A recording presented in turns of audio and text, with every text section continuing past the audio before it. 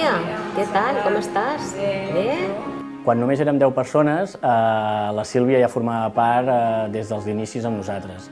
I això va ser perquè des de la direcció, amb en Jordi Cuixart, el president, al capdavant, doncs consideràvem que les empreses hem de ser corresponsables del que passa a la nostra societat i sobretot intentar millorar-la. Arenau ens va trucar al Siltaina de la Fundació Atendis, on jo treballo, perquè ells ja tenien aquestes persones contractades i tenien molt clar que s'havia de fer un estudi sobre quines noves tasques podien fer. Arenau volia que aquests llocs de treball estiguessin més consolidats i que fossin més imprescindibles. Es va veure com tasques que eren molt tècniques, com per exemple doblegar plànols de l'oficina tècnica, ells han acabat podent doblegar-los i ordenar-los i portar-los ja directament a muntatge per poder muntar, per exemple. O en el tema de comptabilitat no només ja passar uns albarans, sinó també detectar aquells casos que eren més difícils, també aprendre a utilitzar els percentatges per poder fer un descompte, coses així. Hola, Sílvia, què podries passar un moment, sisplau, aquí a recepció, substituir-me? Molt bé, gràcies. Doncs no ha estat gens difícil la incorporació d'aquestes persones.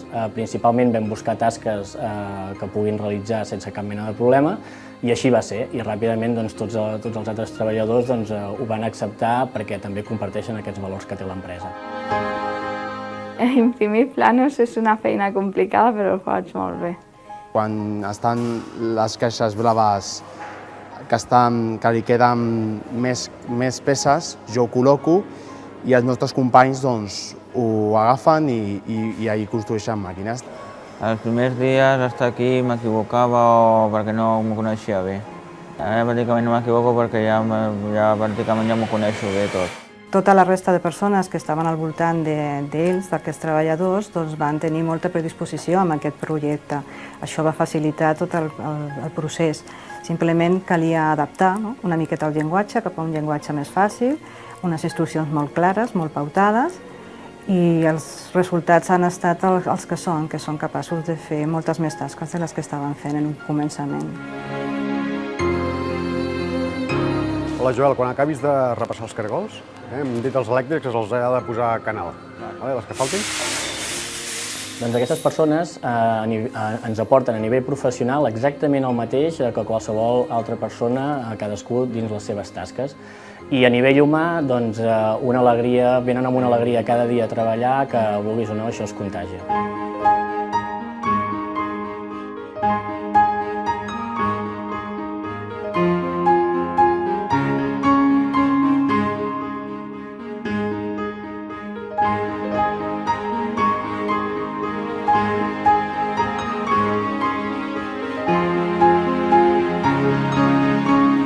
Tenir una política de promoció interna en la que intentem que cada persona arribi al màxim de les seves capacitats. Nosaltres pensem que és la cosa més normal del món, no?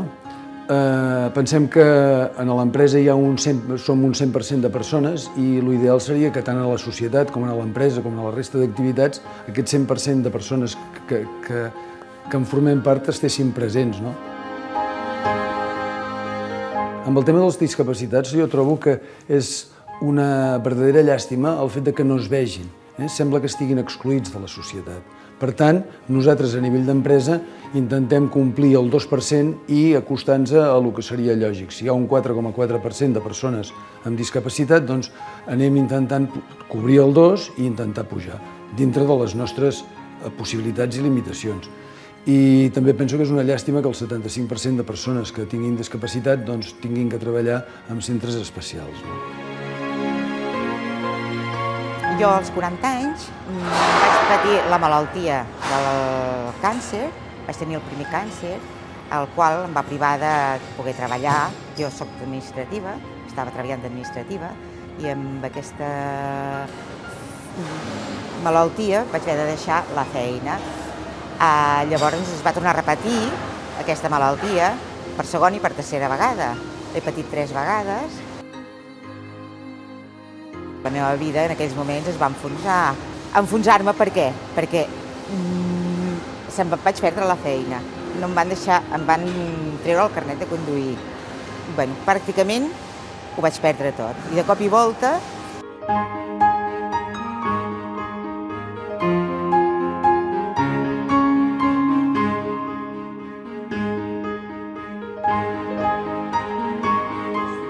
tot ve arran d'un desprendiment de retina que vaig tenir quan tenia 18 anys, és a dir, en tinc 43.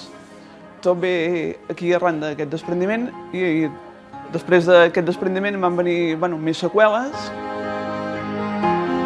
Companys m'ajuden molt, el tema per mirar descripcions, l'ordinador també m'ajuden molt.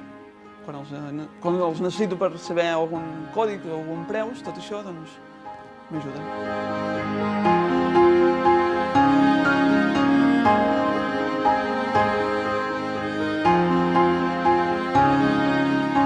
Jo tinc una malaltia inflamatòria intestinal i m'impedeix fer depèn de quins tipus d'activitats. Jo fa molts anys que me van detectar, tenia 17 anys, i quan me van detectar me dedicava professionalment, o me volia dedicar professionalment a un altre tipus de professió, que era més de meus esforços físics. Ho vaig intentar de seguir fent-ho, però al final no vaig poder. Me vaig dedicar a formar-me més a la rama administrativa i al final estic en una oficina fent de comercial interna i va molt bé, així no m'impedeix res.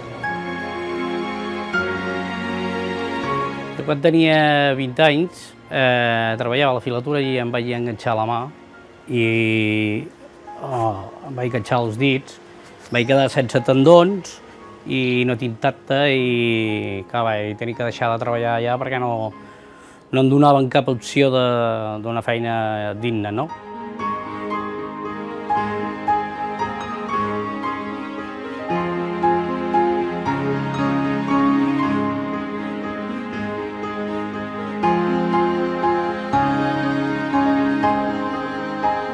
Jo personalment, jo crec que és una cosa d'admirar i que està molt bé perquè realment és donar una oportunitat a una persona que ha tingut unes dificultats molt grosses i, jo me'n sento orgullós de que puguem tenir gent així i que els puguem ajudar i ells ens ajuden a nosaltres, també.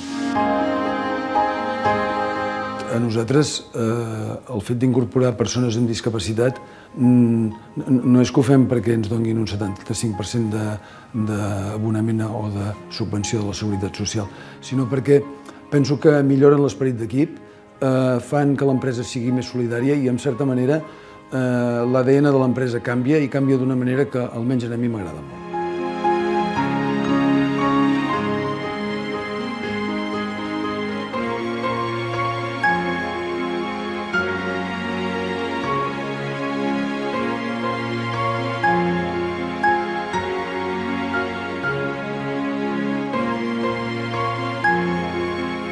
Doncs les principals dificultats que ens trobem quan comencem un procés d'integració, sobretot és la por. La por que tenen les persones a treballar amb altres tipus de persones que tenen unes característiques especials, com les persones amb discapacitat, que no deixen de ser persones, però que sí que necessiten una atenció especial o al principi molt propera. Sí, perquè al final el José María no deixa de ser un treballador més de l'equip, no? És un engranatge més. Si nosaltres som 90 i poques persones, doncs el José María és un més d'aquest engranatge, no?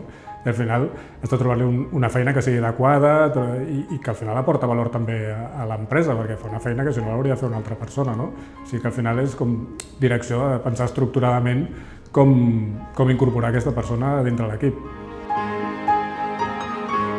Ell ve 2 cops a la setmana, dilluns i dimecres, llavors jo el dia d'abans, en cas de dilluns ho preparo divendres, li preparo la seva feina, li deixo a la seva cubeta que té allà i ell va fent la feina. Si té algun dubte m'ho pregunta, jo li ajudo i res, va fent carpetes, va al banc, va a correus, fa bastantes coses i abans de deixar la feina on toca em pregunta si està bé, jo comprovo que estigui bé i així ho fem.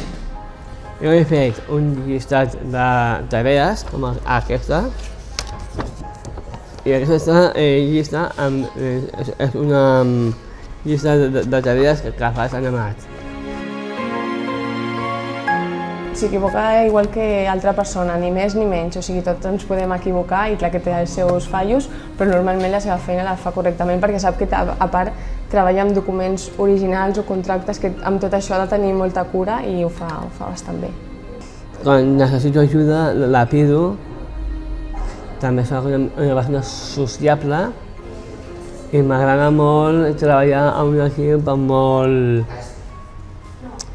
equip molt competent, que treballa molt bé.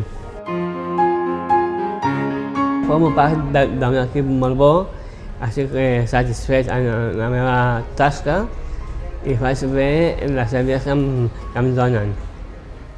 Bueno, a nosaltres ens aporta molta frescor, una ironia molt fina, molt diferent.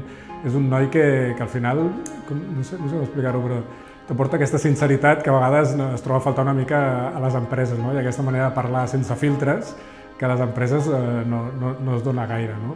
A vegades, l'anècdota sempre jo, quan surto d'una reunió general, el primer que li pregunto és amb ell. I et pot dir des que has estat a punt de dormir fins que s'ho ha passat bé, no? I al final és el feedback més directe i més sense filtres que tenim a l'empresa.